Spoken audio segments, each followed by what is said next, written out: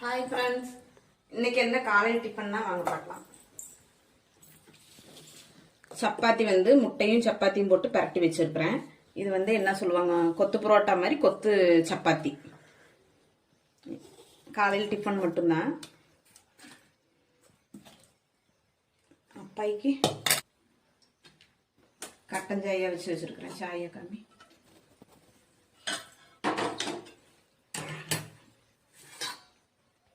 இன்னைக்கு காலையில் டிஃபன் வேலை மட்டும்தான். ஞாயிற்றுக்கிழமைங்கிறனால மணி 7:50 ஆயிடுச்சு. பாப்பா எல்லாம் சர்ச்சுக்கு கிளம்பிட்டோம்.